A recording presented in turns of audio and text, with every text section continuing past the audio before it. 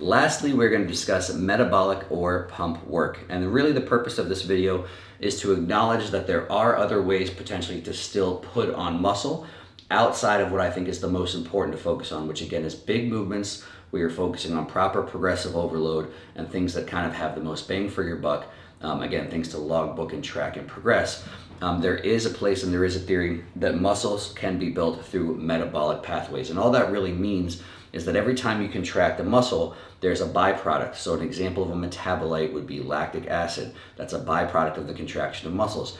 There is some evidence that implies it's the buildup, it's the existence of those actual byproducts within the muscle that basically signals or tells your body to put on muscle. And so because this is a viable theory, because in practice it's seen as well too, it's worth discussing. Now from this course or this educational content doesn't really need something we have to have a whole lot of focus on. It's something that generally has a place more so with advanced lifters. And the two theories are, one, it's through either the metabolites themselves, or some people theorize it's actually a way that your body still has high force demands just from a smaller percentage of muscle fibers. So where would it have a place?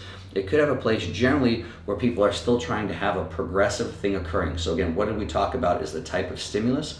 There's things that are basically load and thinking force, and then there's volume. So this is a way to still accumulate some of those things more than anything else, stuff that still produces some level of force, even if it's less, but accumulates more effective volume. And so what does this look like in practice?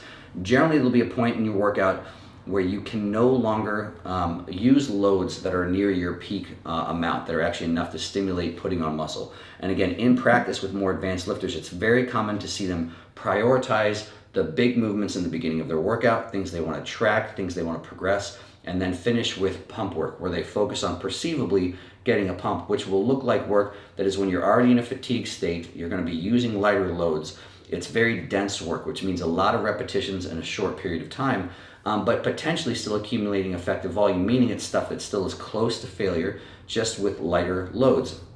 And so what it will look like will be higher repetitions, shorter rest period, and again, a lot done in a relatively short period of time. So again, the question is who might potentially need more volume as you're working to progress further once you get to the point of diminishing returns with loads as well too. Once a lifter has been doing something for 10, 15 years, the amount of weights they're using are starting to reach a point of diminishing returns, same way that volume arguably does earlier on. And so now they might need to accumulate more effective reps where load is no longer an option. That is potentially the place for metabolic work or for pump work.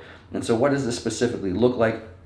It looks like things, more advanced techniques like supersets, like drop sets, but generally for the same muscle group. Whereas in some of the workouts you've seen where you might pair two different exercises that use two different muscles so you can save time, this might intentionally tax the same muscle with 2 to 3 different exercises all in a row. So again, obviously by the time if it's the same muscle, you're going to have lots of byproduct, lots of contractions, lots of effective volume, but loads are going to be relatively low. So that is not necessarily something you have to know, but I wanted to acknowledge in this video that it may have a place within programs, generally for more intermediate, specifically to advanced lifters.